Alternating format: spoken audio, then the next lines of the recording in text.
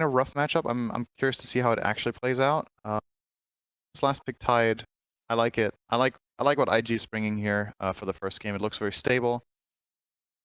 T1 needs to play a little bit more explosive in the mid game. Use the relocate and Night Stalker, find hook shots.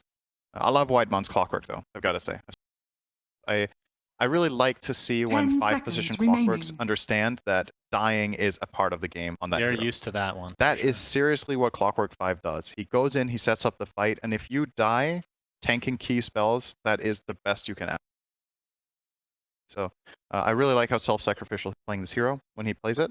And I think in this game, you look at the IG lineup, somebody's going to die. There is so much in first that you kind of need to combo break and split up the fight with Clockwork here. So your other heroes have a little bit of protection to thrive. So exciting stuff. I like both drafts, but I gotta favor IG slightly at least. Ability here. I mean, it feels like a lot of pressure on Kuku. Yeah. Like Io can take 20, or Zephyr can take 23 Savage, and he set it up, but crippling fear against more. Yeah, the key timings for T1 are, I think, Blink Daggers, right? Dagger and Dragon Knight, and it's Dagger and Night Stalker, because those are the two things that enable them to relocate.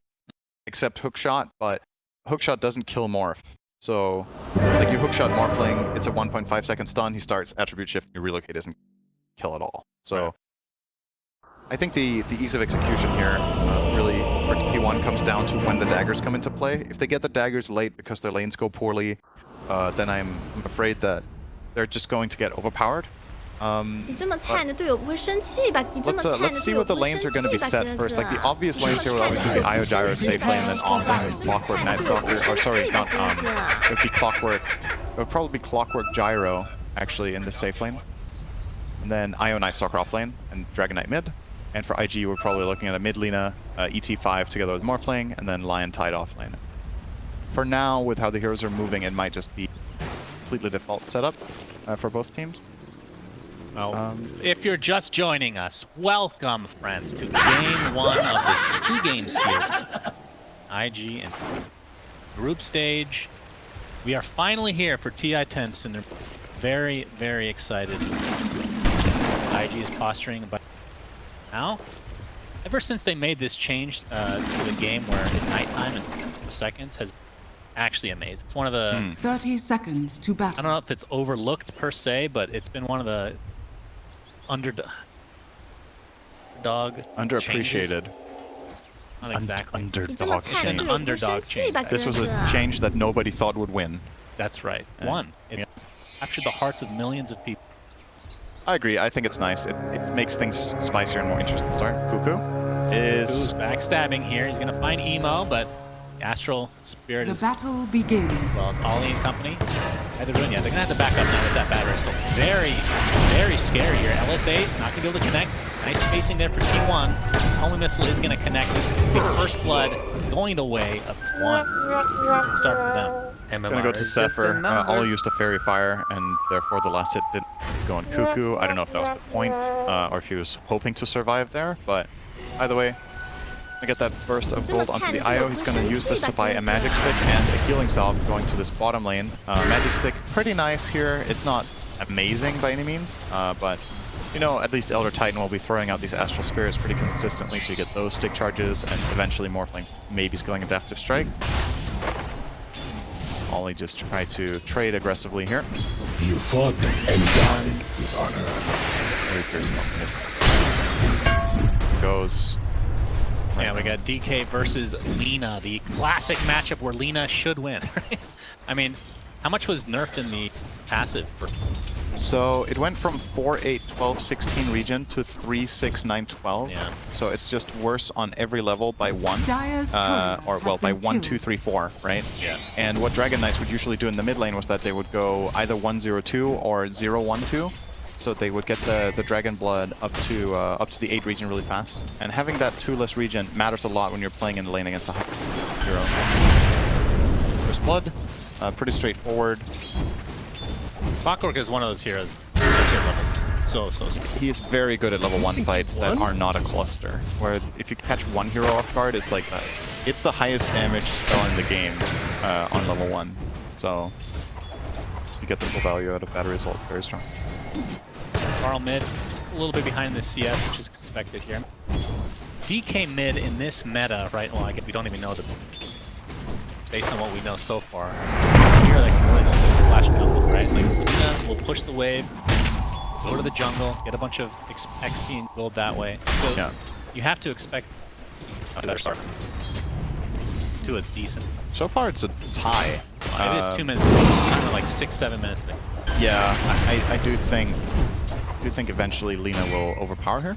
But what you're seeing Carl do here is that he's skilling the stun level 1, and he's just going to stun the Lina to get CS. Basically, he's ensuring creeps in whatever way possible. You're seeing that the harassment is starting to mount here. He's just constantly, relentlessly just hitting him. Like Dragon Knight can't do anything about this except playing defensively with his Dragon Blood. But again, with that being nerfed, I think we're already looking at a healing cell being sent out. No, Ring of Protection tangos. Carl. Take the water rune. And he's not even getting this water rune for much value for himself. He's getting it so that Lina doesn't get 3 water runes, right? Yeah. Water rune is just really weak now. So after the nerfs, Carl is getting bullied again. But we're talking a lot about this mid lane, but honestly, IG are dominating the other 2 lanes harder. Morphling is having a totally free game here. He's 17-2 against the Night Stalkers 9-1. And in the top lane, Tidehunter as well, 14-3 against Gyros, 10-4. So IG just off to a better start in all 3 lanes. Yeah. You were talking about how important it is for T1 to get off to the better. They're not necessarily better, but they need to hit the timings, I think, the daggers. Okay, so basically that dagger timing is fixed in. I think Like so, if this were to yeah. go late game, would you, regardless of how the game is? I really like the Radiant lineup.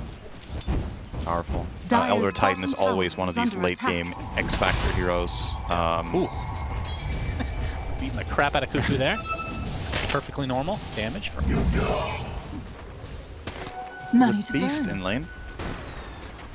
Stacks coming out here from Kaka in the triangle. I think he's only going to get the big camp here. Not able to get both that and the Ancients. Don't even know if he wants just that Ancients here, actually. How much impact has the nerf made? Based on what you know? Some, but I think primarily the heroes that were really quick ramp up heroes, like Sven, TA, probably the ones that got hit the hardest. But Who continue to get chased here by Ollie, who's taking just chip damage. It is just an IO attacking him. Feels like those attacks should heal, honestly. A wisp, after all. Still very, very well for him. Damage on the 23 Savage in the meantime, like you talked about, 15-5, and if you compare to the position 1 IG, yeah, that is a big. I think what you're going to be looking at for T1 here is you probably know that the lanes aren't going particularly well when you just think about standard CS on these heroes at this minute mark. So bottom lane, bit of a trade-off. Ollie will be fine though.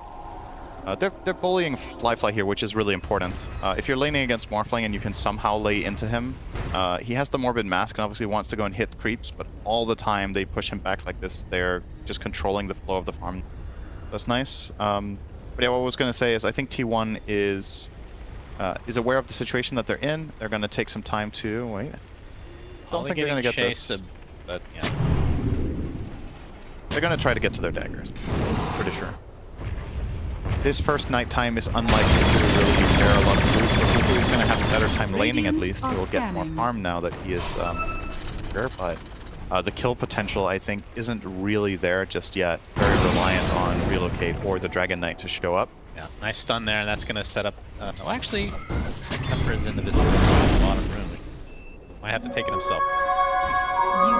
Nobody in mid gets the room. Don't get wet. Bounties are available at each respective spot. So. Jackpot! Is this, you're talking about E-Blade? Blade game? Dire are I think so. I mean, not necessarily first item, but I do think it just has a lot of value because you're against Dragon Knight, you're against IO. These are heroes who want to hit first with magic.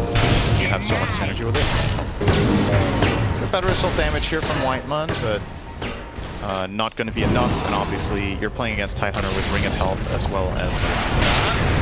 Looks like a good bully coming out from Emo into the Hex as well. He's still taking Carl. Pops his ult and does it instantly. The TP's from Whitemon are here. Nice block from Kaka. Looks like it's going to save Emo's life as a result. That's a Dragon Knight ult down and the instant death. And the TP. So this means that space is now freed up even more top for JT, who I think in this matchup, Tide actually, if you imagine this lane being one-on-one, I think it's just flat out Tide favored, right? Like you just run at the gyro, you anchor smash him and just hit him. And 23 Savage might just end up leaving the lane now that Tide is hitting level 6 as well. The risk of dying here is just way too high. Ravage plus any connection would be a kill. He has to go into the jungle now, essentially just leaving all 3 lanes in IG's control entirely. This top lane is one where you did have potentially a kill with Clock plus Battery Assault and Rocket Barrage, but yeah, at this point, probably evacuate, go jungle, and try to build up.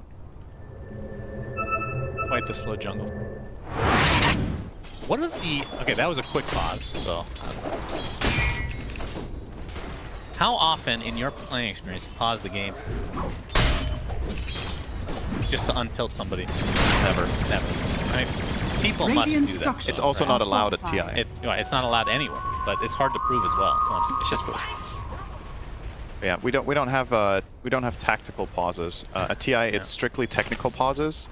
So when games are paused, you give a reason.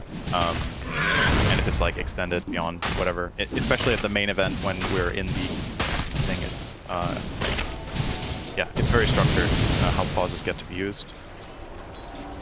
Or Emo. Dire's middle Emo tower is is under attack. top of the charts right now, having himself an incredible game. More fuel for my Shouldn't be too fire. surprising. I mean, we didn't get to see a ton of IG in the last major, but the first one obviously did quite well, right? So yeah, and Emo was a big reason for that. Question mark himself. Quite nice. Take a void to the face, but get the attribute shift off. it's still good to see from T1 that they are pressuring where they can here. Like they keep running at this morph lane. It might feel pointless when you look at the morph just go down to 1 HP and then morphing back up again with the attribute shift, but the alternative is if you don't do this, he's just farming, right? So yeah, you're not killing him, but you're doing economic damage at least to his game. And where else could you really do that? That's kind of the tricky part, right? Ty is a difficult kill. The Lina has won her lane and she's kind of half playing jungle, and your lineup, it doesn't really gank very well until you have daggers, right? Dragon Knight can't really get on top of people. Clockwork's level 5, and Night Stalker is... He could potentially try a dive mid or something like that. That's what you're looking at. It's not, Radiant's middle tower not your is under obvious attack. smoke ganking supports you've got your hands on here. Although it's not good news that Cuckoo is the top net worth for T1, but at the same time, he can get some good impact here. I think it's this nighttime that he has to have a big impact. The one at 15 to 20, I think so. I would hope for T1 they have at least one dagger then. It looks like it's not going to be Cuckoo. He's going for Echo Saber first, which is a very common Night Stalker build right now. Echo Saber into dagger, and then you can split the Echo Saber into BKB if you need it. Dragon Knight sitting on a Tumbler's Toy. Will give him a little bit of gap close. Actually, he could find stuns with that. It's a little bit of a pseudo blink. But not hovering an item right now. Battle for the 10-minute runes again at the double damage this time. LSA. Okay, looks like they're going to get the Laguna Blade off onto Whitemon, but the heals from Zephyr come through. Being a wasted ult. But the DD was taken by... Actually, denied. Yep. So, Sat in the meantime getting chased by JT. Well down as well. Much space to there's the hook shot. Whitemon is now inside the cogs with a big ravage. Expecting enough to at least get a kill for himself before he makes his way to the grave, but negative. He will die and ravage is on. Very important for Whitemon to show up there. The next Anchor Smash is a kill on Savage, and he would have gone for that. He would have just ravaged and got him in the trees. So they rotate up support here to protect, and yeah, the Ravage is used.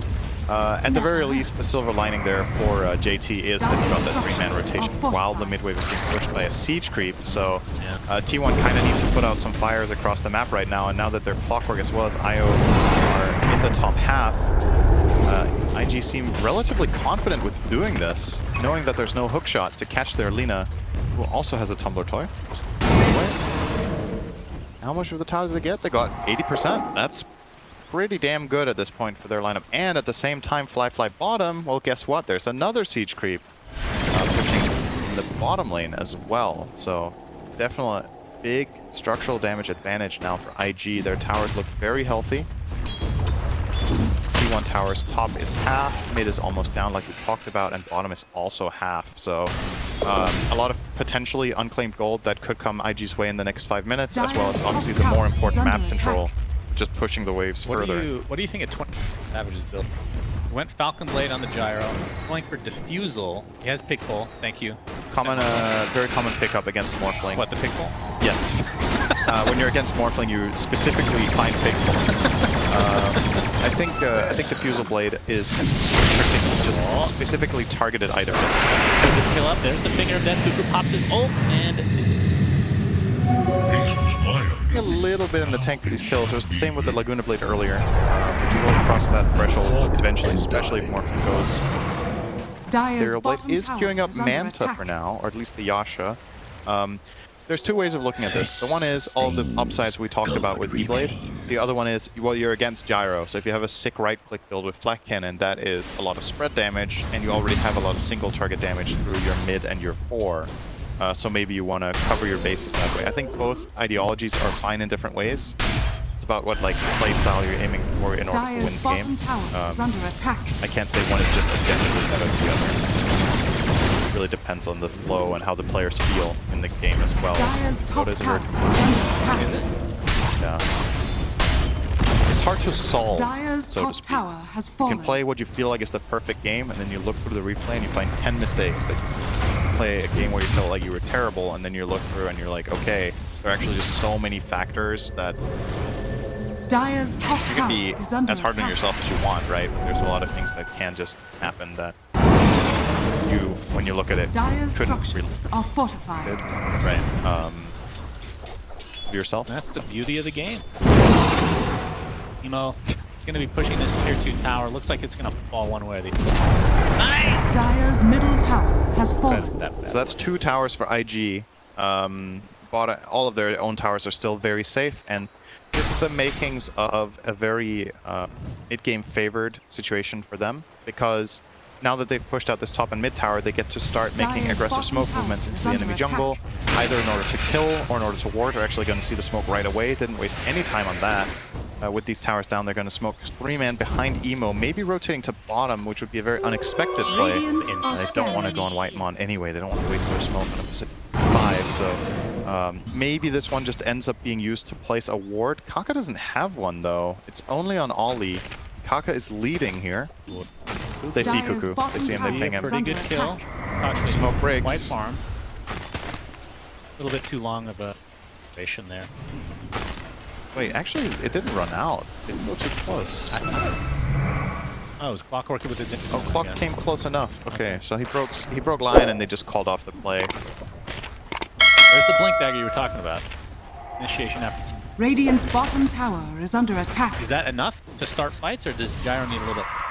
He went like obviously the Diffusal's good, but... Dragon Knight Blink Dagger is always enough to start fights. It's about finding the right opportunities where you don't get counterplayed too hard, right? You're still, even with the dagger, you're playing against Elder Titan Stomp, you're playing against Ravage, which is really scary, and speaking of dagger, JT is only 400 away from his on the Tide, which makes very easy counter-initiate on relocates, counter-initiate on the Dragon Knight when he goes in.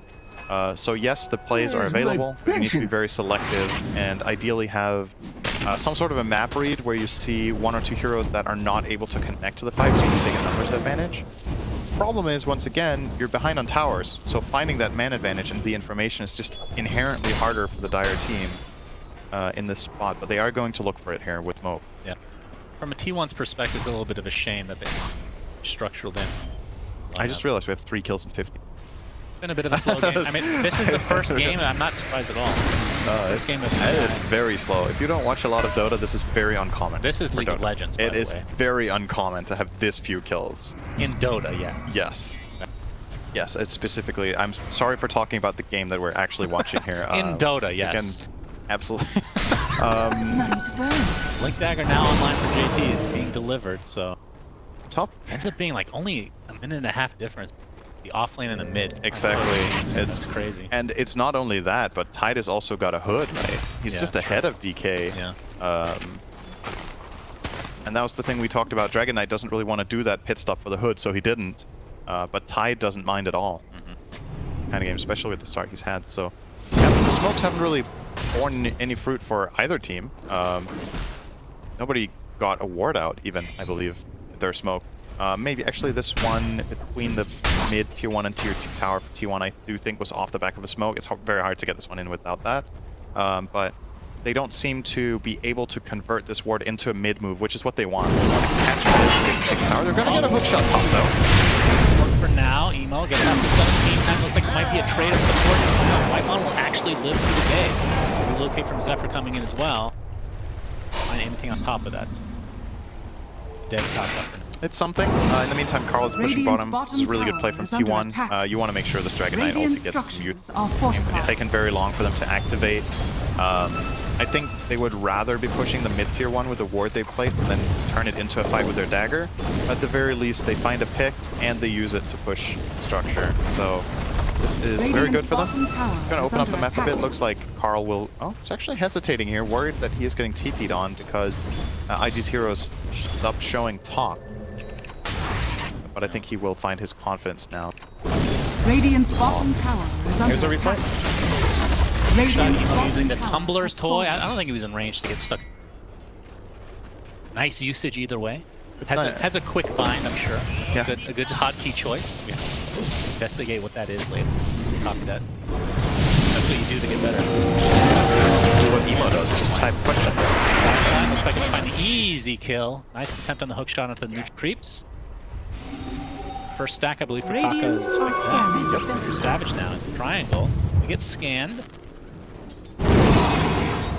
Back away, the 5e sensitive. So all in all, still a very even game. Which once again still slightly favor IG based on map control, but with this open bottom tower now that Carl managed to accomplish, that will help them a lot. Gold is basically at a point that's roughly 0.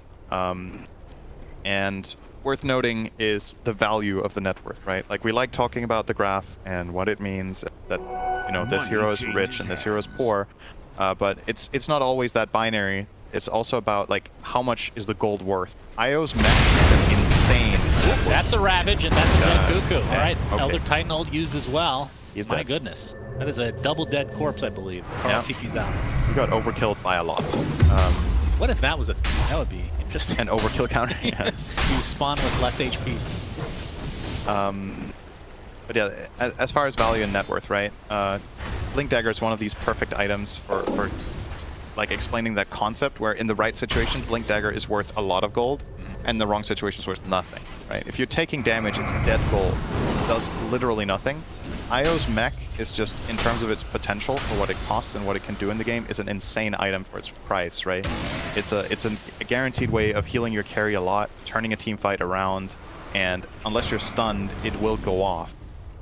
It doesn't have the same kind of limitations. So I do think right now with the net worth, I would love to see T1 fight with no Ravage. I think this is a great move, and they're going to make use of their ward if they find Emo. Emo pops the BKB instantly. Looks like everybody's going to be safe as a result of this hook shot next year. Waited for a blink stun. So sacrificial lamp for IG, but they're honestly, that's not that bad. Well, if you're IG, this isn't too bad if you hold mid tier 1. It did cost them the full charge. Radiant structures It did. They're going to glyph mid. The Dark Ascension still has a decent amount of time left on it. They might have to give this power up, actually. Alright, nice from T1 to grab this and equalize the tower score. Has fallen. I think this could have actually gone even better for them if they had a little more patience. I think if Dragon Knight opens the Lina there, they just find this kill, but maybe Kuku felt like he had to go in and Dragon Knight was too far away, or the dagger was on cooldown, maybe. Either way. Do you think he's fast enough to pop BKB if a Dragon Knight who's already ulted blinks in and there's that little projectile? Because he was DK ulted already. Or that smoke. It's almost inhuman reactions. Quite inhuman. If you have no... Yeah.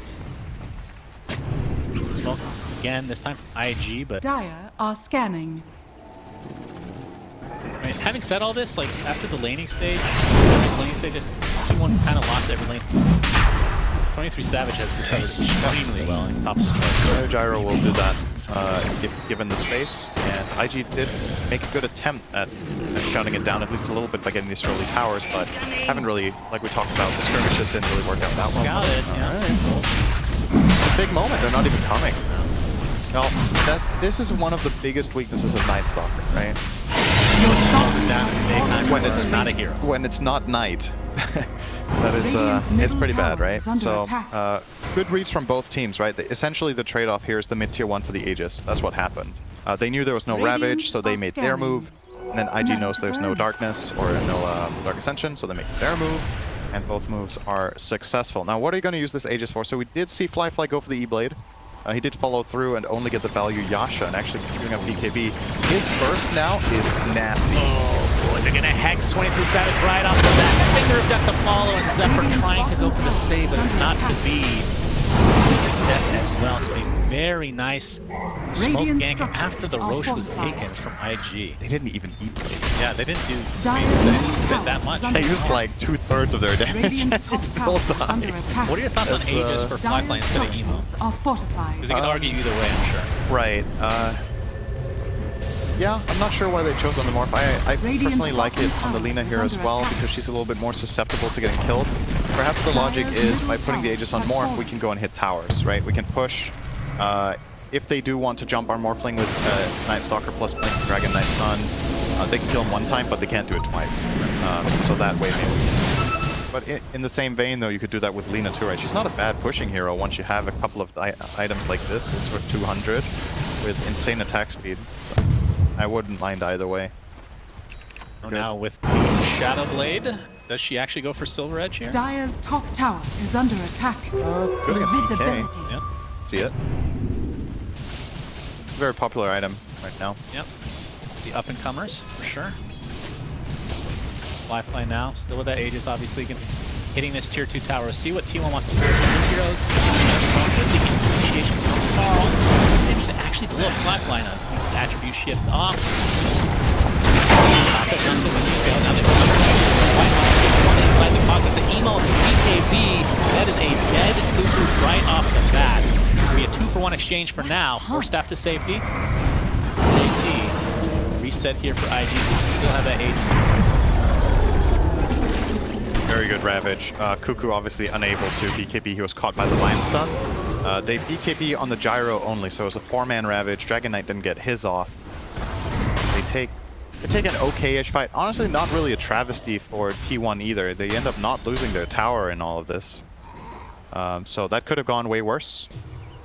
But Aegis still intact.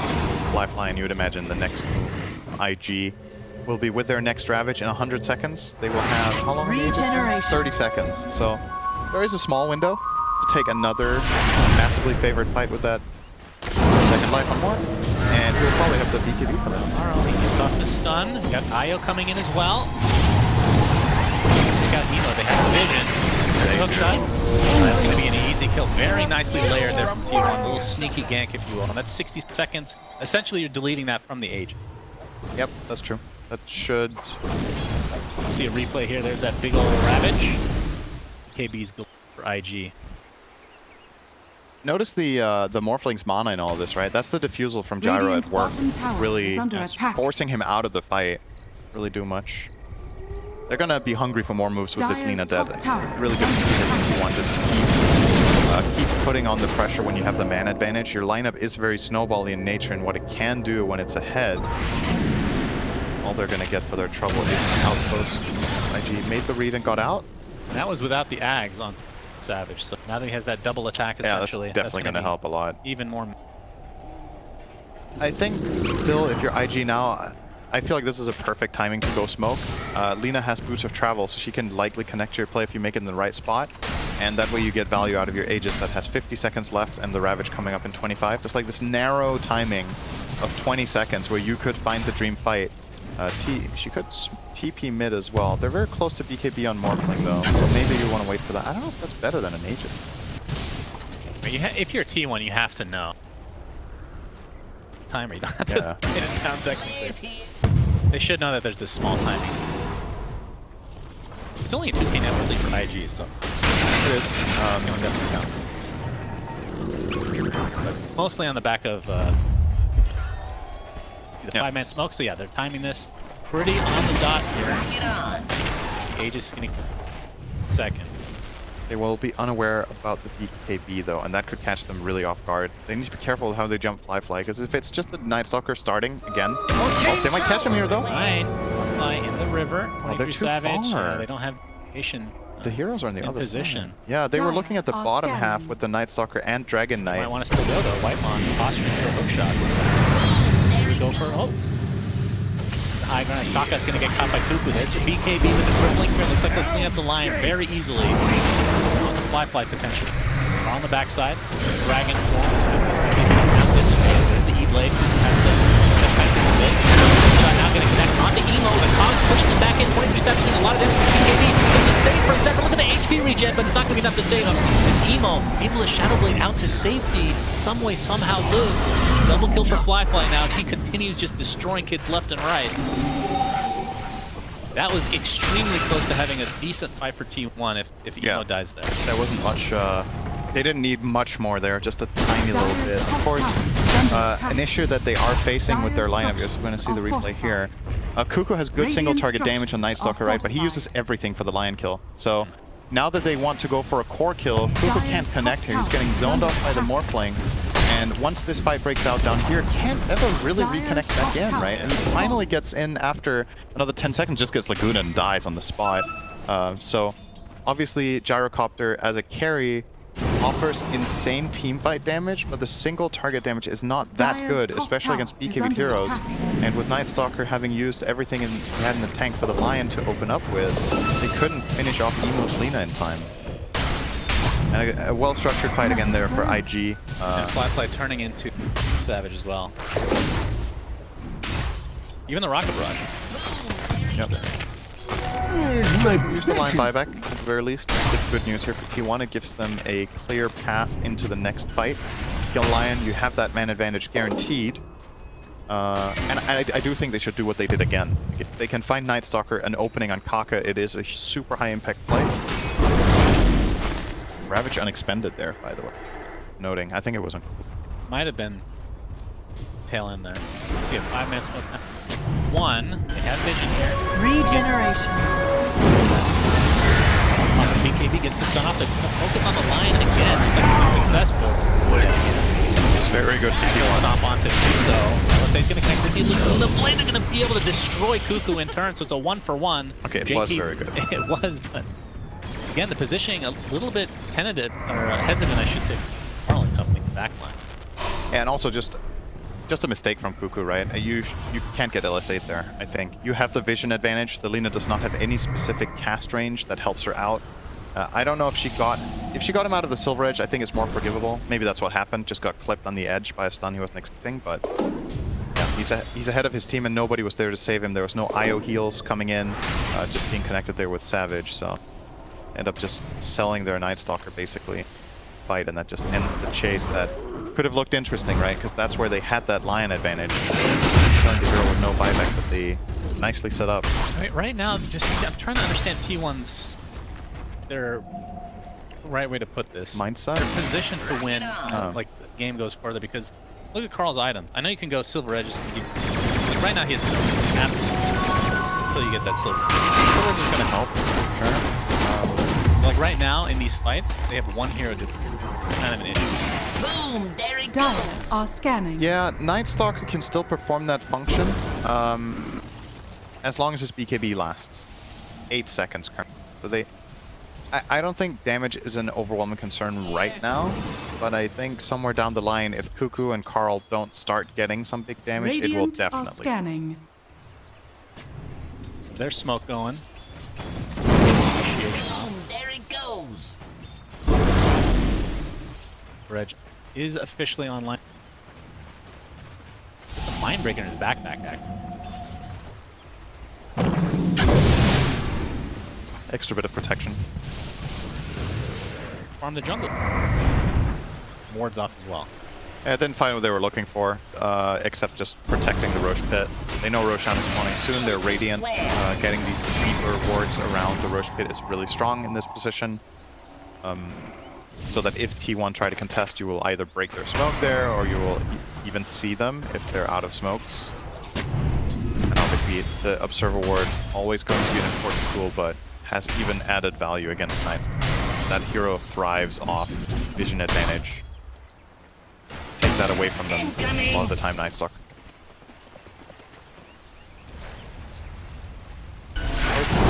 Roshan spawns in 40 seconds. They obviously do not know this, but they can narrow it down, right? The timer now is approaching the later portion of his respawn, so probably just hang around here, wait for the respawn, and I think T1 has to fight them for it. I don't think you can give this Aegis up. Roche number 2. And it's off. They have everything. Right? They have nice stuff.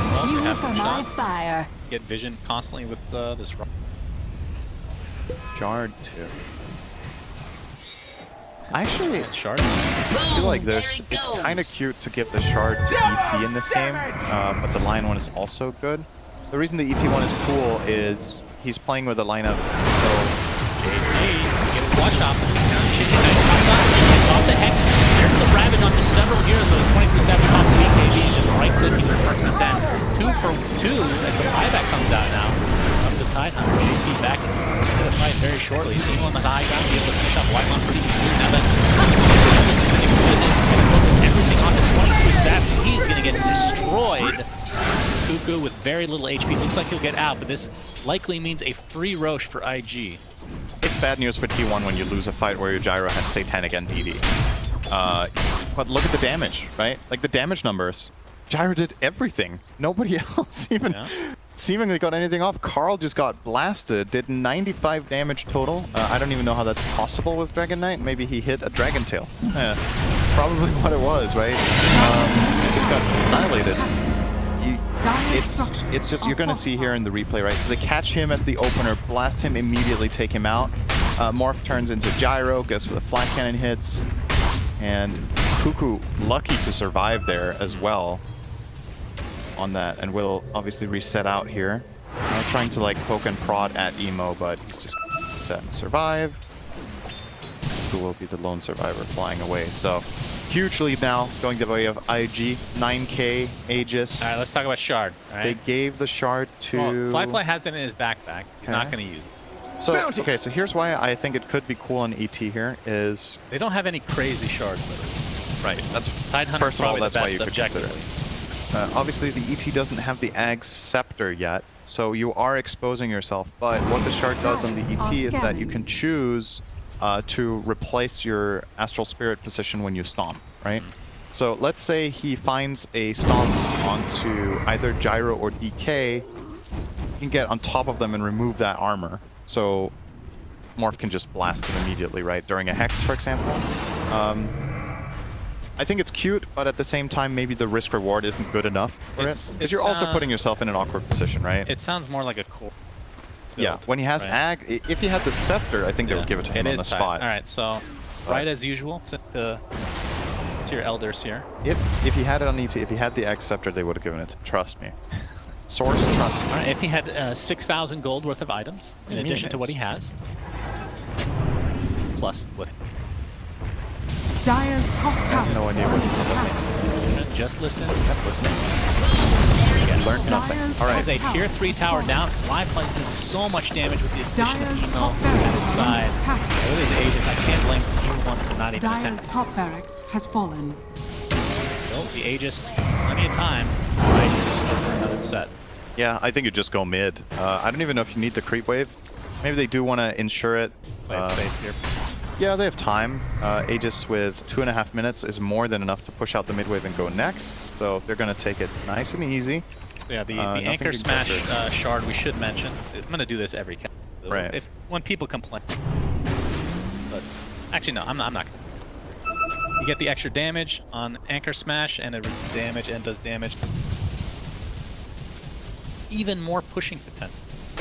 Yeah. The line that they have, it's not needed, but it's nice to have. Yeah, I guess that's why Flyfly was hanging on to it for so long. They were like, man, none of our shards feel amazing. Which one is least bad?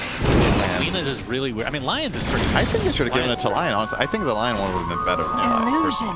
but just because it gives you a line of protection against some potential plays. I think the issue with that is that it ends up being a waste when Night Stalker blinks on. Dire's middle Can't do tower anything is in. under It's Ghost attack. Scepter for that at least, so you can outlive that and then maybe Okay. monitor in the follow-up. So the suns, Void is perhaps. going to do like 800 damage and. That's the math. Yeah. I mean, so far everything you've said about numbers has been like 100% Just off. ignore the numbers Literally. and just listen to what I'm trying to say. Not very eloquent. Dire's middle tower has Tier 3 fallen. down again. Waveformed into the rocket, a little bit of mistake there, doesn't matter though. Good effort. And it's just gonna keep pushing. They still have a 2 siege Siege creeps as well. line. There's TKB far on the back line. They're going to take out Ollie right off the bat. Very nice. They have fly back into the game now. Trying to find somebody in the back line as well, but it'll be the clockwork for now. So I think T1 probably back to the high ground they go is to relocate to just avoid the homing misses through. And with that BKB dissipating now, IG in prime position to take not only in second rack, but potentially the game. They know the relocate's coming back. Dire's Nice middle stomp timing there. There's the Ravage to follow it up. It looks like that's going to be an easy peasy kill on the 23 Savage. He does have buyback though. Carl is going to get connected. Dire's middle barracks. Jumper there. Try to go on him. The Kuku jumps into the purple and Riba has to take down. Echosoft's going to connect on 23 Savage. Just TP'd in. That's a triple kill from Black Lion. A dieback onto 23 Savage. So game 1. Dire's ancient is The untouched. laning stage didn't go that well for T1, but they did come back. Literally exactly the same. And for Glance, don't What worry the? about it. I don't think I've ever seen that cosmetic before. All right, continue with your Right. TI-10 group stage point. Synderen. Yeah. That was I the think it's all TI-10 cosmetic 10 point that I seconds just made. remaining. Sure, there's going to be another segment where that's more suitable. 5 yeah. seconds remaining. Yeah, Night Stalker does well against Abaddon, sure, and he can be cool against Ember as well when you get the dagger. Get on top of him and he can escape. Again, worried about the...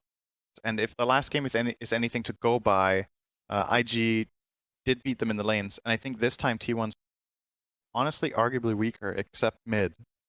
The Tide 5 plus Luna against...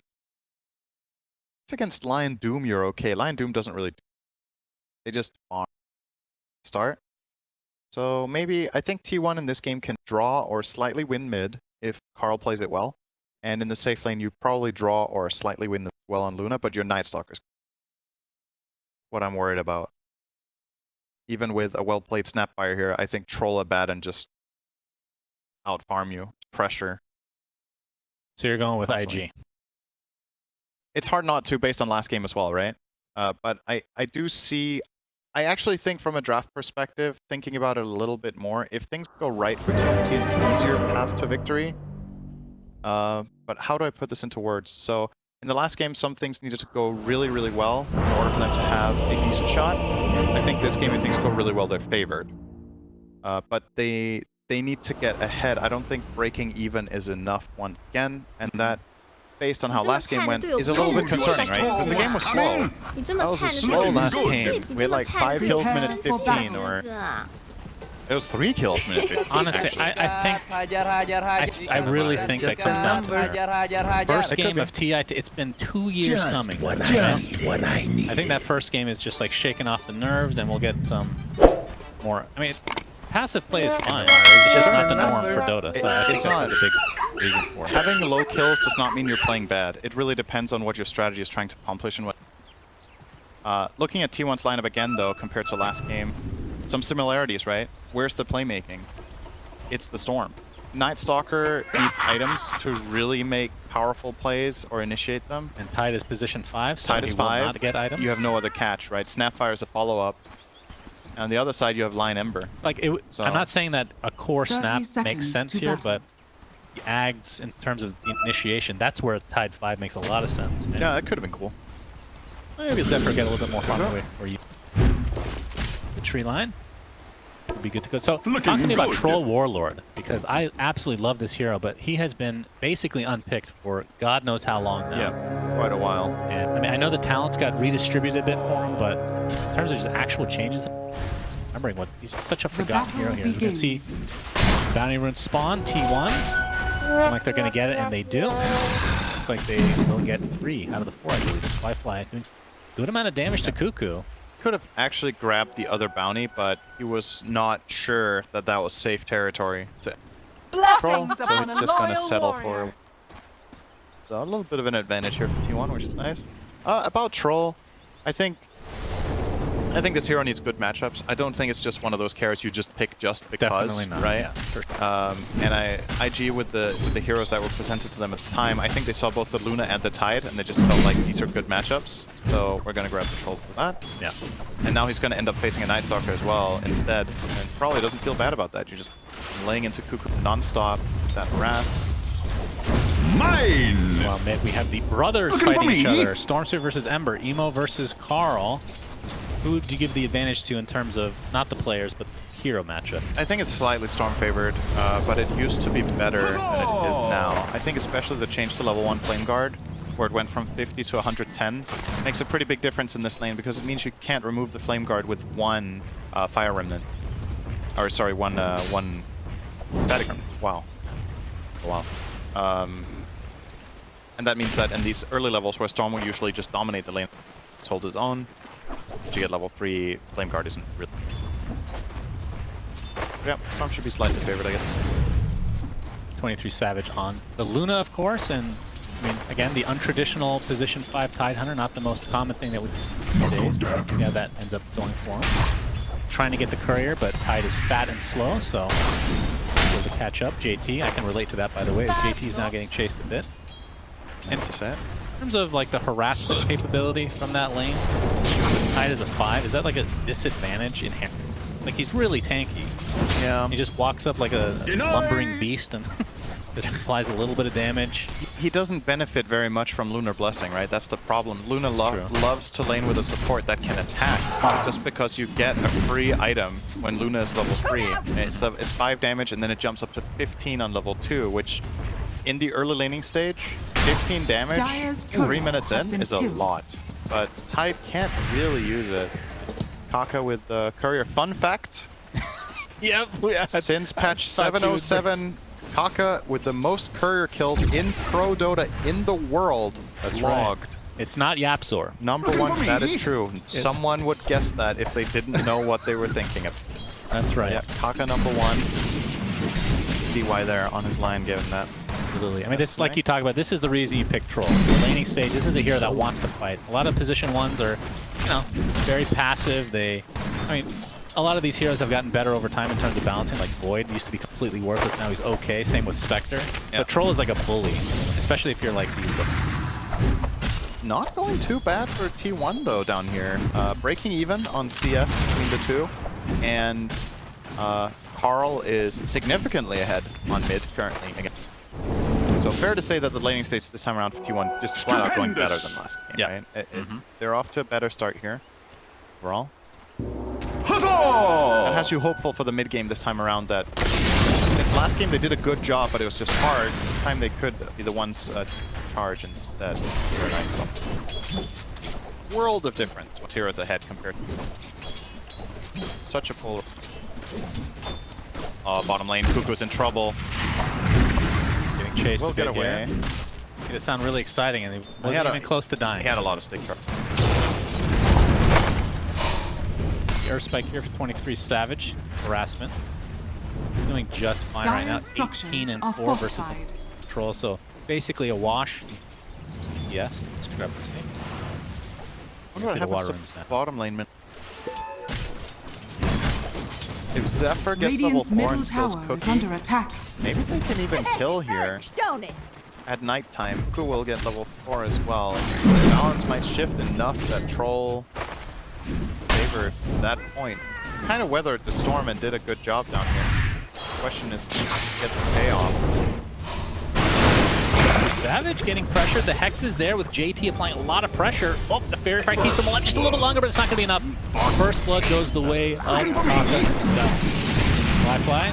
Kaka is taking heavy damage right now, but with Ollie in the vicinity, he's in perfect spot. Try to turn this a bit. Autoc shield now. Never refuse school, given. Nighttime's coming up. The good news for Troll in this lane, even at nighttime, is that a lot of the time you can just pop Whirling X's. man up and force him out. Once. First spike here into the Hex as well. JT with that Scorched Earth. Clean up for kills. Gonna try to turn this around with the Lucent Beam. Looks like it's gonna be enough to get the kill on Kaka instead. In blood. Pressure now into the bot lane. Firefly. 1v2, but Ollie is on his way back. I need a Photic Shield. I need Mist Coil. I don't know what the translation would add. He gets Sure his that's out. what Okay, So- even better. Give me something green. They're all green. Like, I need these two things to protect me, and Ollie's like, no, you get the better one. Dire's You get middle what? tower is What a under bro. attack. Delicious. What kind of build are you looking for from Firefly? We saw a lot of Maelstrom. Like Dire Battle Fury are kind of fell scanning. off. Yeah. And now Maelstrom seems to be the go-to or Dire's middle Diffusal. tower is under Yeah, I attack. think you get Maelstrom probably. See the replay here of the South. Very important stuff. Is Emo in the river? Who got the rune there? Radiant's middle tower is under attack. Spawn there. They were just looked so confident. Raul's gonna get the Arcane runes. That is a very good choice. That it was his choice, yes. Very good choice. Very good choice from Gaben to bestow an Arcane. Scorched Earth onto JT, but the cookie is there. JT. Stupidly tanky with the ice armor. And there comes Ollie with the Mist Coil and a Photic Shield as well. Trying to turn this around on White Mom, but this is the advantage of having a tie. You are just so ridiculously tanky. JT getting a little bit too low now. But now that Ollie is CP'd out, we'll see what happens in the bot lane against the Troll. I think Firefly can just entirely because Fire is also part of this top. So I think that's a solid response. IG, go up there and might make their own move. Kaka. Nails there. Zephyr, they try to turn this around. His White Mon. wanting Cookie's this. not going to be enough to range there. Spends the gush and nothing. Now White Mon kind of out of mana, so what they can do. Denied. Zephyr did find a lot of mana from his charges there, so if he does have one more volley of spells at least. But it's hard to see the play up here for these three heroes against two, as long as it's not bad and getting jumped. You can save either Lion or Photic Shield out. Radiant Most are important scanning. here is just the gush, really. Really exists. JT, I mean, this is not uncommon to have Doom in top net worth at this stage of the game, especially now he's going to go for Mike. But level discrepancy, he was actually winning that battle at the top lane. So, off to a very good start on this side. Well, find White Mon here in the trees. Zephyr's there as well, but yeah, heroes are not. Well, the rune is not going to be by Kimo. He thought it was bottom, but just brought down by Carl. My goodness, wrong place, wrong time. Not sure what the communication there was. Ollie's going to get taken out as well. So a double kill for Carl. In the meantime, battle for the illusion room comes to fruition. Synderen and Zephyr's going to get brought down as well. So two one across the board. There's the Doom. First of the game. It's going to be a double kill for JT. So nice turnaround from IG, but definitely a misplay. Remember, I'm not sure what the... It felt like he thought the rune was bottom, even though it spawned right next to him. It looks like oh, they might turn this around though. This would be a big turnaround. Carl zips away, but the remnants are there, and yeah. It's gonna go down to that flame guard. Very quick. This is gonna lead Dire's to a middle lot of tower damage on is this under attack. tower. You need to rotate in support here. They're gonna town funnel in the Night Stalker. Dire's structures are fortified. Are they gonna dive this? No, not currently. So at the very least, they force rotation and take half the tower, and in time Doom is free. So I think IG probably pretty happy with this move. No, they don't get the tower. They're again the ones Dire's to top do tower major is dent in under the attack. structure, just like in game one. For sure. I mean, right now, Doom is the, like we talked about, he's kind of the mini alchemist, right? So having a 1k lead, maybe that's a little more even than we think. Ollie gets brought down now. Carl starting to snowball a bit. Obviously, that death was pretty costly. But still doing quite well. He's going to jump down. Cookie to come to fruition. He's out of Firefly mana. gets his ult off, and now Carl in a wrong place, wrong time again. Firefly says we get credit for that kill. He might be brought down shortly after finally ulted down. Pops and verify. Not going to turn this around to Cuckoo. Gets the whirling axes off Emo. The other side of the trees, and Cuckoo has to pop that ult to make sure he can go up to I thought that was going to be at least a kill on 24 Savage. Storm deaths like those hurt so bad. Yeah, Looking that's good. It's such a snowbally hero by nature. Generation. He's effectively delaying his Orchid by maybe 2 minutes with this stake. Yeah.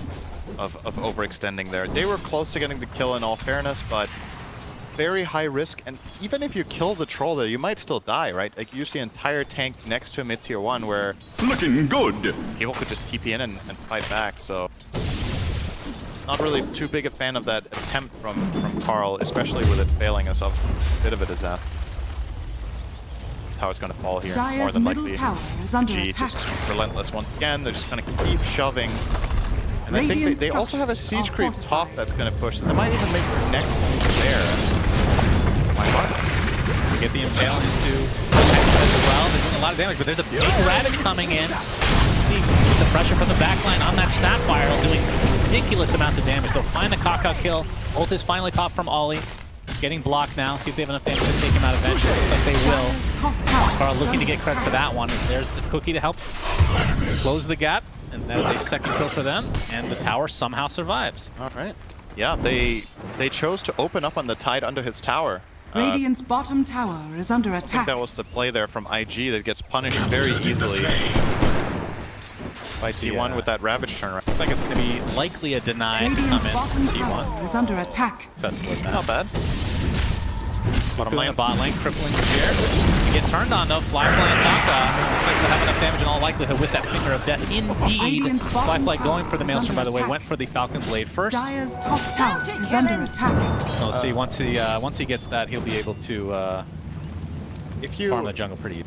If you haven't watched Dota much since the last TI, Stupendous.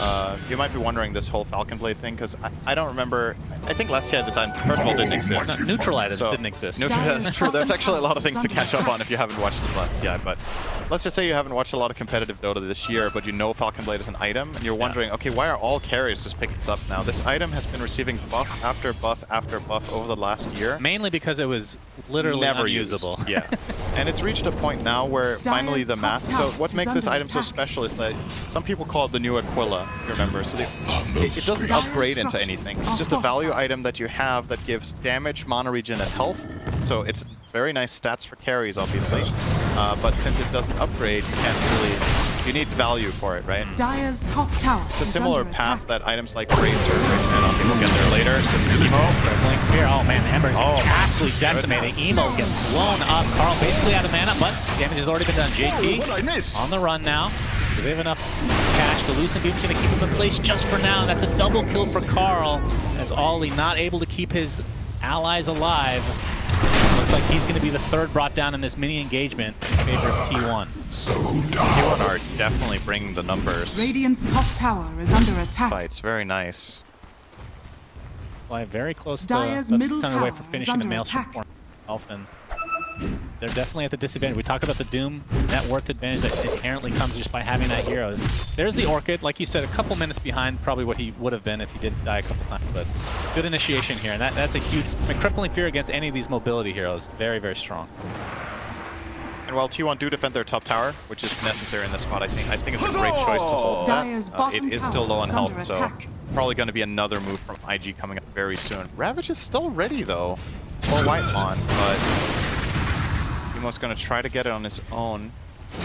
Orchid. That's the Orchid reveal right now, but looks like Flyfly will be fine for now, as Carl has very little mana to speak about. Kaka in pretty bad position, Lucent Beam, and the Void enough take him out. Dire's top tower has fallen. Cost him the tower. Not having his best start, is a very explosive player on Ember. He's had some standout performances, but this time has been slowed down in his tracks. And keep in mind with the Storm Orchid now online and Emo not even remotely close to a counter item, even more pressure on Ollie to make all the right. What would you effective want on plays. him? Like we've seen Yules in the past. I think Manta Yule- doesn't feel very good on the hero. I think Yules is probably decent, but maybe BKB is necessary here just so you protect yourself from crippling fear as well. Like there's Radiant's a couple bottom of tower is under issues attack. that you're facing. That is Kaka's gonna finish his Blink Dagger down here on Lion, so coming up after the Satyr Lion Stealer dies. There. Oh, they found Ollie again. Yep, Ollie, the sacrificial lamb. Cookie to keep him in place. So yet another death for him. Of course, if you're IG, that's the hero you kind of wanted. That. Yeah. But a nice smoke here from T1. If IG are not careful, they could be brought down. But feel it with that scan. Yep. Although, well, whose scan was it? That was Radiant. It is the obvious move for T1, in all fairness, though. You have 4 heroes that just made a kill there in the top half of the map. They're not pushing the top wave, so they're not going for the tower, so... Radiant's middle tower is under exactly, attack. an Hercule Poirot observation there. Okay, that, whatever that they was. need to go in there. You need to clear your throat. Excuse me. Okay. But they get the tower still tower for their has smoke, so fallen. definitely well worth it here from T1. Dire's bottom Ramping tower up. is under attack. Their aggression, maybe bottom tower is next on the menu, I wouldn't be surprised. And they're going to steal the triangle farm here as well. So nicely done, even though that might seem like that smoke didn't do that much, it was actually Dire payoff. are scanning. Placed the same ward as last game as well, by the way, worth noting. Scan The again. one at the tier or in mid, once again down.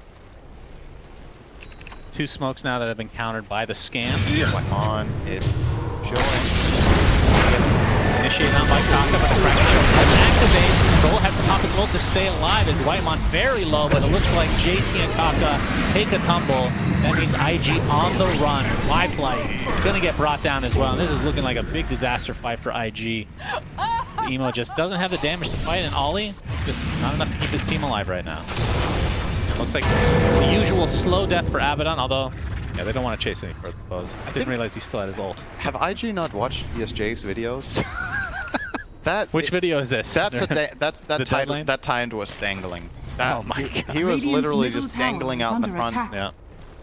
I feel like if you're gonna blink Hex there with Lion, he needs to get doomed untied. Like I don't think you can just get this play off where Lion blink Hexes, Earth Spikes, and then you somehow time your spells perfectly and just kill him. And that is exactly what happened, right? Like they couldn't bring down Whitemon like that, and Kaka just ends up dying for it. The whole fight snowballs very quickly. So Yeah, I mean, you had the 2 blink daggers, and I mean, you could go for the. If you have the instant hex, you don't even need the centaur stomp. You do, theoretically, right? You do. you're gonna see it here. So Hex, or that's after the Hex, by the way. And now he's gonna go in on the back line there with Doom, but gets ravaged and just killed instantly. No BKB, obviously. Great punish there from T1, and they also had great positioning. That is where you want to take that fight, ideally, with your heroes. You're very safe on the high ground, and you have your frontline hero be the one to get jumped. It doesn't...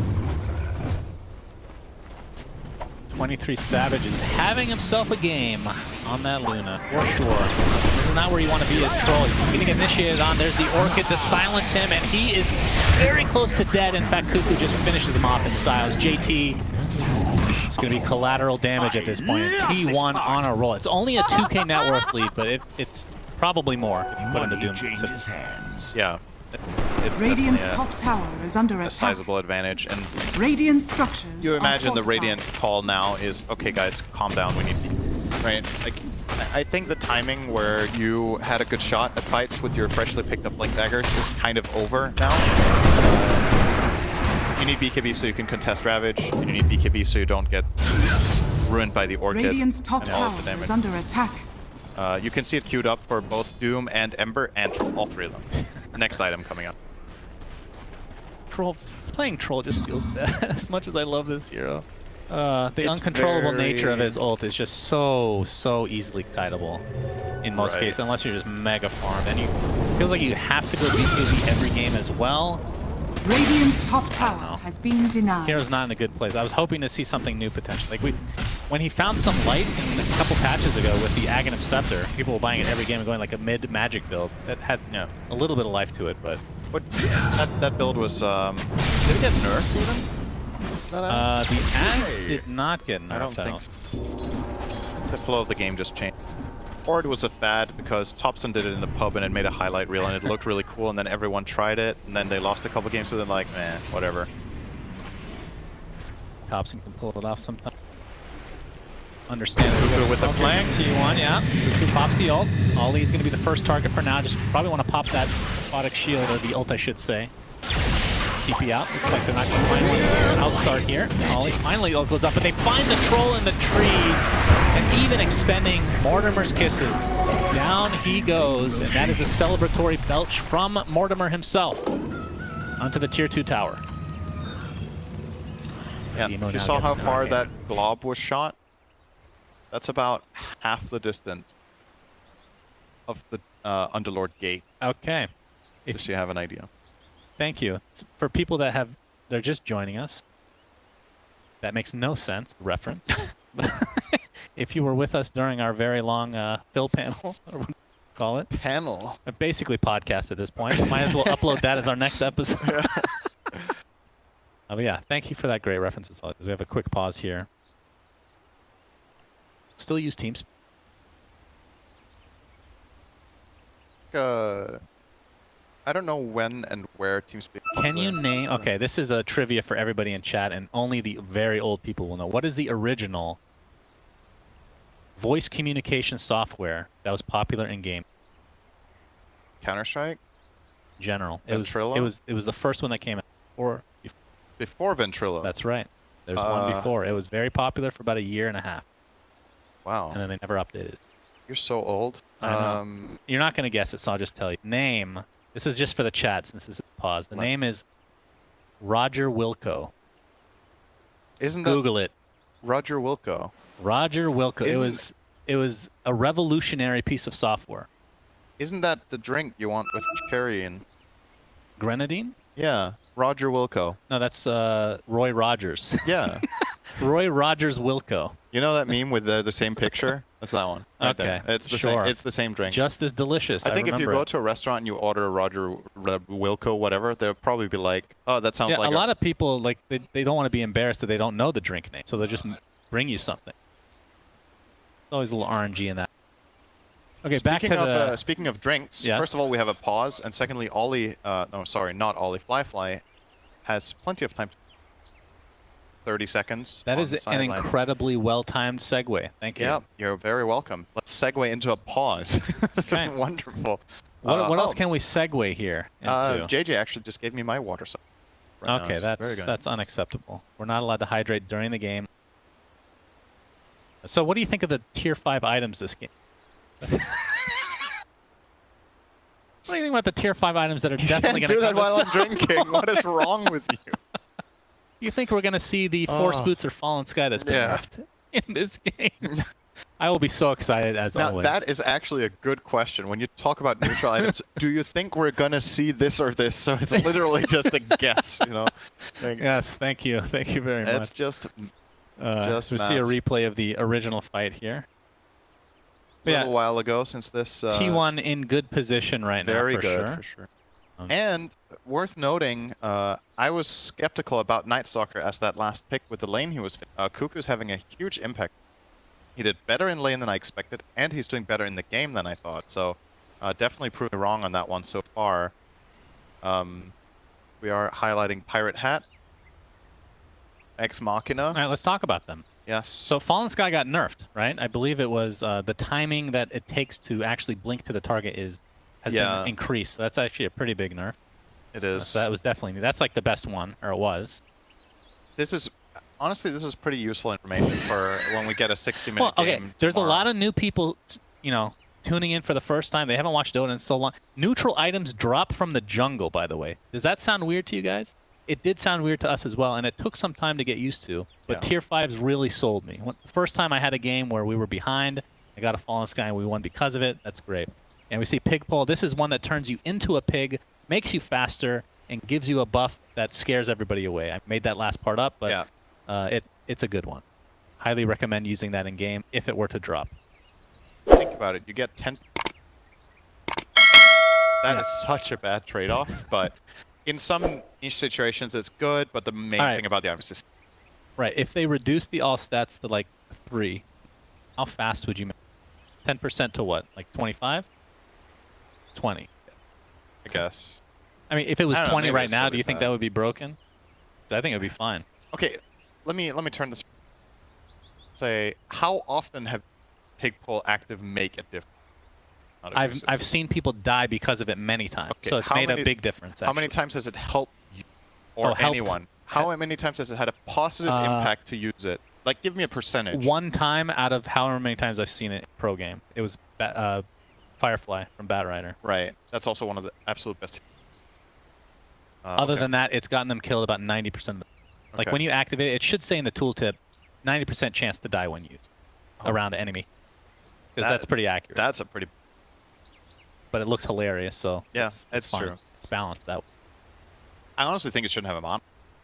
I agree. I don't know why this costs 50 mana. It's not like... Then you have this cost 50, and then you have the Tumbler's Toy costs 0.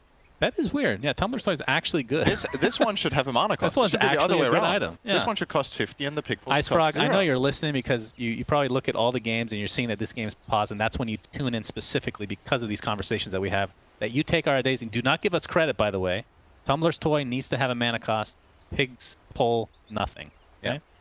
Yeah. That's the recommendation from these esteemed colleagues that we have. And Trusty Shovel should have a chance to dig up Nyx Assassin in Burrow if you use it next to him. So you keep it all game against the Nyx Assassin Yeah. that has Aghanim Scepter, just in case that you dig him up. Yeah. So it like relocates him from his current spot. No, to no, you. you get All right, him back as into the game itself. you get him as a drop. Then you 2K can pick up Nyx and throw him as a spike grenade. So it's a 6th hero. Basically. Yes. Wow, that sounds great. That's a tier 8 item. That'll be coming next year. T1 versus IG. I don't know why I'm saying that. 2K net worth lead for T1. Let's remember The what we're pause. watching. Yeah, the pause was so long. I forgot what we were doing. Honestly. Comes with age. Emo pretty close to finishing his BKB, so that's the point where you're expecting them to maybe get a little bit aggressive and not take some fights. Yeah, you need to calm the game down a little bit. It's been pretty clear over the last couple of moves that you're just outmatched right now in fights, especially when you don't have the vision superiority, which is hard to Dire's obtain. bottom Storm, tower Night is Stalker, and under Luna. attack. Every time it's nighttime, this T1 lineup just Dire sees so are much. scanning. You gotta Dire's be very structures are selective, fortified. and I do think for Dire's IG, if you bottom manage tower to get is these under beat, attack. you're back. Radiant are But you scanning. only have the Emperor one currently. Doom still has 1500 to go, and so does Troll. So you are looking at 2 to 3 minutes before you accomplish that. You're saying you need all 3. I think so. I mean, you technically might be able to do it with 2, but why take them so close together, right? You want connected. Ooh. Whitemon is going for Aghanim Scepter. First item, Aghanim Scepter on Tidehunter support. That is awesome. Dire's That is bottom so tower cool. Is under attack. Holy crap. So that gives you the wide AoE of Gush. So you can just hit everybody, basically. It's going to be confusing when they Ravage because he has that cosmetic that looks like he's gushing. but I've always loved this act. Dire's bottom great. tower I love it. has I been love the denied. Gush. What are the talents that he took, if you don't mind, Mr. Observer? 10% All right, gush gush slow. slow. All right, you got to go gush damage and gush armor. And then sadly, 25, there is no gush. You just don't skill the level 25 The party! as a position 5 type. Ooh. All right, that is... Oh, they do get the Hex. Bit of That's a heck of a miscommunication here. Taka. Definitely some miscues here from T1's side, but Taka's still going to be the one that gets caught out. You can see they're even able to make some mistakes like that and still come out on top just because of the advantage. JT had cast the Doom. That might have been a kill. He pump faked it because he wasn't sure they were connecting, and then Kaka went on it. But then Doom doesn't have dagger, so they can't really follow up. And this could be really costly. He's going to see Ollie on the high ground here. Tasted. Just trying to create as much space as possible, as is his job as Abby. But that actually saves Roche, basically. You are the only person in the world calling a bad an Abby. Abby. There is surely no... Okay, actually, maybe Slacks does it. It sounds like something... Slacks calls Slardar Sladar. Yeah. That's tilting. I don't know what's worse, honestly. Abby. Yeah, what's wrong with that? What's not? I mean, I could say Abaddon. I don't like saying Abaddon. Okay. So. Would you rather have Abby or Abaddon? Hey, since I absolutely have to be wrong, which version do you like more? You know, Ice Frog has set a precedent. Aegis is pronounced incorrectly, so we're allowed to mispronounce everything. I think that's the precedent set overall. So in terms of itemization for T1, Synderen, are they waiting for anything specific? They got the NSBKB. They're going now. Radiant's This is bottom tower honestly, this is is a under good attack. time for IG to have a comeback fight. I'd say comeback. Like, they're not very far behind. But they have the triple BKBs online and all spells except Finger, which I don't think is a requirement here if you get the right Doom on. You Doom Tide pre-Ravage or you Storm, I think you have a really good shot in this upcoming fight. I mean, momentum, you're talking about the net worth not being that Double big of a smokes. difference. Yeah, Instant they're break gonna on run into each Kaka. other. Cuckoo knows. He's gonna get Hex right off the bat into the Impale to follow. Carl jumps in with that BKB, and BKB popped by both teams, in fact.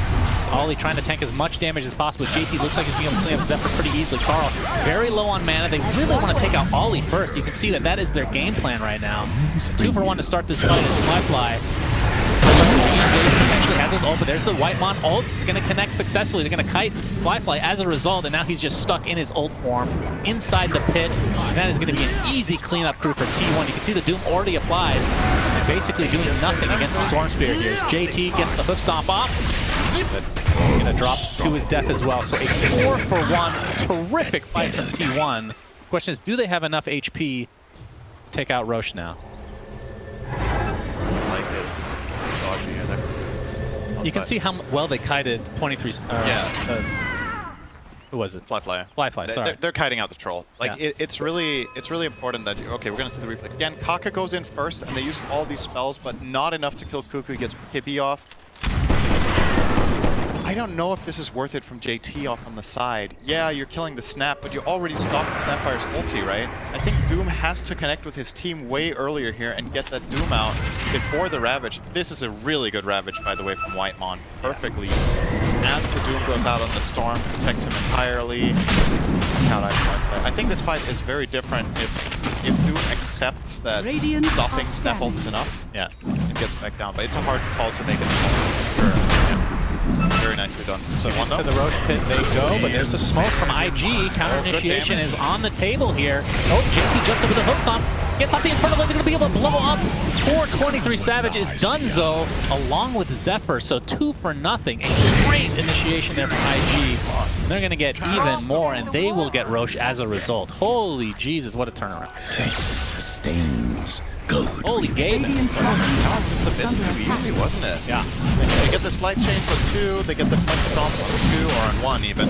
But I feel like it's kind of criminal for T1 to try to kill Roche without Ravage and without Dark Ascent. I feel like this is just flat out a mistake to attempt. Yeah. It's very telegraphed that they're going there too. Yeah, the nice steering chains set it up. That's big. That is honestly a full comeback for IG in this game. With this Aegis now sitting on Troll, he can get kited twice instead of 1 life. He will die twice. Yep. It does take longer. Yeah. So, just massive fight from IG. I mean, 1K net worth, so T1 definitely still in it. Yeah, for sure. Don't get it mixed up here. Always the inflation from Doom. So it's still a... Like, what would you say is probably the correct net worth? Is it like 1K net worth for T1? Something like that? Like a 3K swing, if maybe? we remove Devour entirely, yes. If it was any other like offlaner. It's probably something along those lines, yeah. But with the Aegis advantage, this means that buildings will go down, so IG will likely, I guess, effectively tie it up. Top tower is under The result of this item, in theory at least. But there's the 5-man smoke from T1. Dyer's structures tower will fall here. fortified. Yeah. Nice wraparound here from Ruby's getting a great angle. For JT, potentially Fly. Alright. They want the Lion first. They're going to focus on him, but there's the Doom applied to Cuckoo. And it looks like he's going to take out very shortly. There's the Ravage coming in from Whitemon. Connects on to several heroes. Going to be 1 dead for now in the Lion. Nemo, he's going to the outskirts of the Zephyr kill here. Will be successful in doing so. Not your With the Aegis online, and T1 expended a lot for this. It didn't really get that much. That means the tier 2 tower will finally fall. Dyer's top tower Effectively is under kind of a attack. Doom for Ravage. Oh my god, Cuckoo. Dyer's top BKB tower. TP will be enough. Oh my god, he dies. Oh, that's a BKB charge. He got so greedy with the neutrals. Oh no. Radiant's bottom tower Good is under lord, attack. that is unfortunate if you're a T1 fan. That's 1,000 gold for Doom. Yikes. That was a solo kill on, was that a 6 or an 8 kill streak Night Stalk? 6 streak. Oh man. You know, Oh, boy. it's funny because when he was in the jungle, I'm like, wait, does he have Shard? Is he gonna creep to gain HP right now? Dyer's middle tower No, is just under very attack. greedy. So at least they know there's a ward there, but Yeah. not worth. That's worth 900 gold. That info. It's an expensive ward. Because of this, Doom is going to have Shiva very soon. That accelerated that item by 1.5 minutes probably for him. And it's a very strong item on Doom. So the hero needs armor. Radiant's bottom tower is under It attack. helps giving vision. around tree lines. Obviously, it lowers regeneration, which isn't that important in this, but getting the vision to find the dupe, as well as giving you mana pool. Well, it's an all-round good item. He's gonna sell his Quelling Blade and buy it here. Gotta say though, IG, they're looking in a good spot again now. In a way, it's a very different game than game number 1, but in some ways, it's a little bit similar with the mid-game teamfight execution. T1 are playing this more skirmish heavy, they have Storm Night Stalker, and IG just pop their BKBs and stand their ground and deliver. Still the Aegis in tow. See how much more damage they can do to the building. A minute and a half to go. And, I mean, they have basically everything. Doom, not quite up yet. As I say that, it had probably the window of opportunity to take advantage of having that second life on Troll, who, like you said, gets kited so freaking easily. Are scanning. Carl jumps in, looking for Ema with a crippling fear to fall, but gets to pop his BKB, gets the Searing Chains off onto 2. Always in the vicinity as well. Looks like Carl's going to get out to safety though. Doesn't have much mana to work with. Attempting to TP out will be successful. Doom will cancel it. And that means 2 BKB charges for Cuckoo have actually just been wasted. Although I guess trading for a Doom is something. It's better than the original one. It's something, but that still doesn't look good. I know you're going to lose power now, most likely, without your Night Stalker fight. And they're actually just going. He jumps in with the hook stop, marks the BKB as well with the finger of death. They're going to be able to blow up door, and he takes out it very easily. And Carl trying to do as much as he can, but he's all alone now. And T1 are just falling apart at the seams here in the last like 5 minutes. They don't look the same from the rest of the game. Just completely falling apart. That's the BKBs. That's it. That was that one thing that IG needed to start winning literally every fight. Yeah, they got it, and they just get the job done. Nice ball lightning there, but not quite enough. The wave is going to come in. Aegis regeneration will go off, so Lipo will be full HP. It's going to be at minimum 1 rack. Yeah, this is something Troll is good at. We found it. We found the thing Troll is good at. With Abaddon as well. Don't forget the Curse of Avernus. Look at that extra attack speed. What a beast of burden. Right, so we're going to get mid. Transition to top potentially. No, they're going to jump in. It's going to force the buyback on the Luna potentially, but no. Cuckoo gets forced out to safety, but not safe enough apparently. Dies right in front of his Ancient. So they're going to hold on to the buyback. But that's another 20-second discrepancy at the wave for the Night Stalker to come back. We talk about the Ags, it's, I mean, in theory good for high ground defense, but you need some buildings, you need some heroes in addition. So this is going to be 2 sets of racks for IG when it was looking very favorable for T1. Also jumping in. Alright. And then Luna's come back. The Mortimer's Kisses as well. Fly pops the BKB. And with no way to actually stop that TP, they'll be successful in getting it. Ollie though. Again, Sacrificial Lamb, that's the hero you want for it. Abby is dead. You guys can't see this, but when he said that, he just looked at me in a way like, I am triggering you right now, aren't I? That's right. Yeah. Very mean person. Yeah, this is was a great job. Yeah, very well. And at the same time, I might ask yourself, why is 23 Savage there? Right? You have a Dead Night Stalker. You are Luna, exposed to being blink engaged by either a Lion or a Tide or a Doom. It is, no matter how you look at it, that is just a mistake.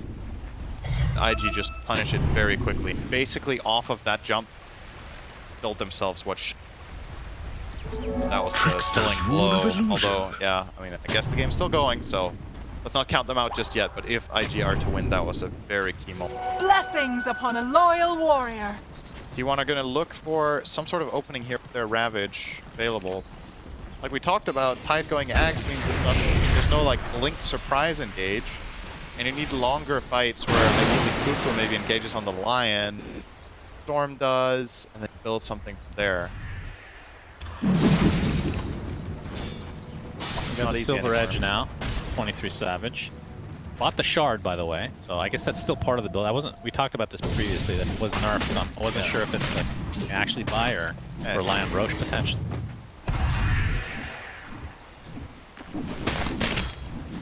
You get the crit and get some safety? Yeah, you already have BKB. No.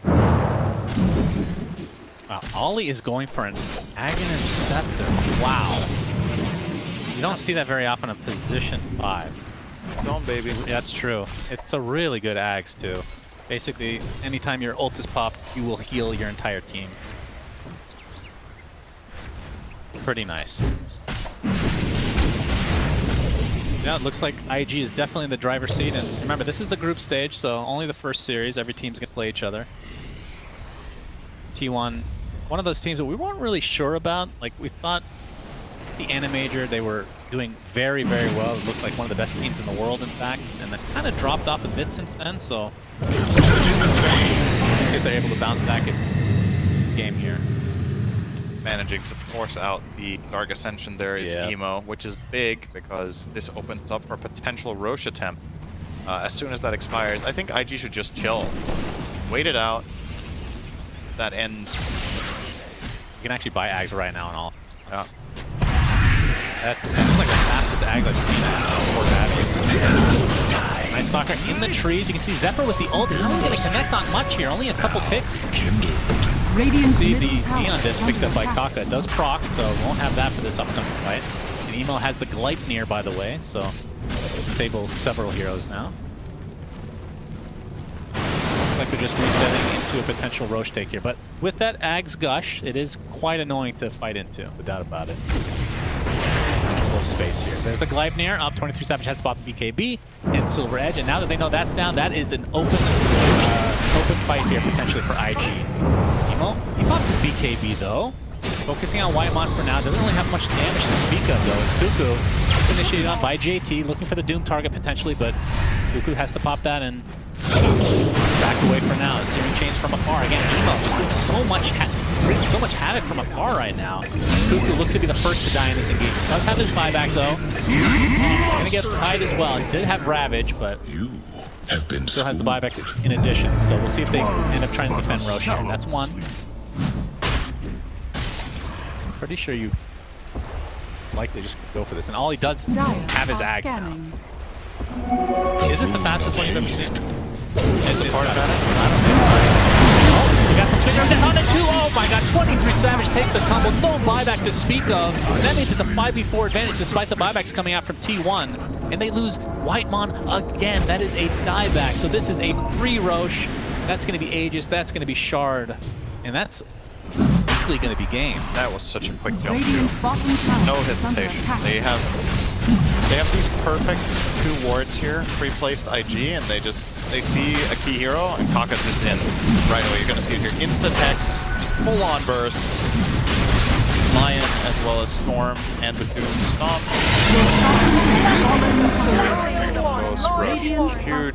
Huge advantage for IG once again, and looking more and more like a 2-0 by the minute. Kyle testing his BKB, it still works, but yeah, that's fitting. A fitting line at least. They can have a laugh at it. That's good. I mean, that's going to be the important thing going forward, is to keep morale up in games like this where... I mean, this one feels worse than the first one because you were in the driver's seat. Yeah, and you're doing well in this one. A couple pretty key mistakes, I think, objectively say, ended up kind of snowballing this in IG's favor.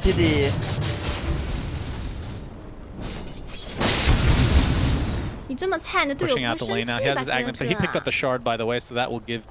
This one's kind of hard to remember. Don't show me, JJ. Don't show it yet. Test my trivia here. Testing what? The Shard for Ember is you get the remnants do damage over time. They leave a remnant on any dead body around you. I can't remember what else. There's something. There's a third thing. You restore a charge of your ult every time you get a kill. Every time you get a kill. Dire's bottom tower is under pretty attack. cool. Pretty cool Shard. I like it. I mean, the rest of the team, we talked about Lion already, and it's really just Doom. That might be second Dire's place. bottom tower has fallen. This is kind of cool. Has the old level death effect. Yep.